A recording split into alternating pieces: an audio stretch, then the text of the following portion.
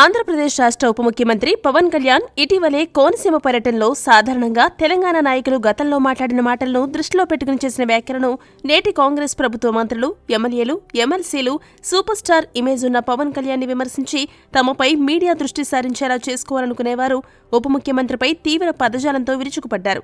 ఈ నేపథ్యంలో తెలంగాణ రాష్ట్ర మంత్రి కోమటిరెడ్డి వెంకటరెడ్డి డీసీఎం పవన్ కళ్యాణ్ ని విమర్శిస్తూ పవన్ కళ్యాణ్ క్షమాపణ చెప్పకపోతే ఆయన సినిమాలు తెలంగాణ రాష్ట్రంలో విడుదల కానివ్వమని అల్టిమేటం జారీ చేశారు.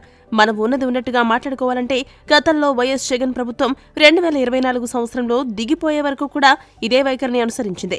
దానికి పర్యవసానంగా జనసేన కార్యకర్తలు పవన్ ఫ్యాన్స్ పట్టుదలతో ఎలాగైనా జగన్ ప్రభుత్వాన్ని దించాలనే దృక్పథంతో పనిచేసి అంతటి 151 సీట్లతో ఒంటరిగా గెలిచి ప్రభుత్వాన్ని స్థాపించిన అంతటి శక్తివంతుడు, రాజకీయ చతురత కలిగిన జగన్మోహన్ రెడ్డిని సైతం ఓడించారు. ఈ గెలుపుతో పవన్ కళ్యాణ్ ఎంత ప్రభావవంతమైన స్థాయికి వెళ్లారో మనందరికీ తెలిసిన విషయమే.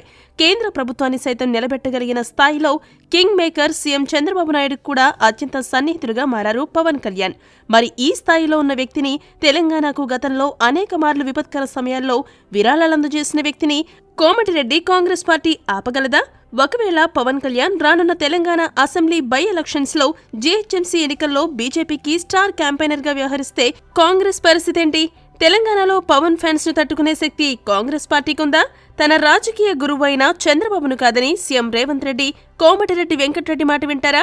కోనసీమలో పవన్ కళ్యాణ్ చేసిన వ్యాఖ్యలను మీరెలా చూస్తారు?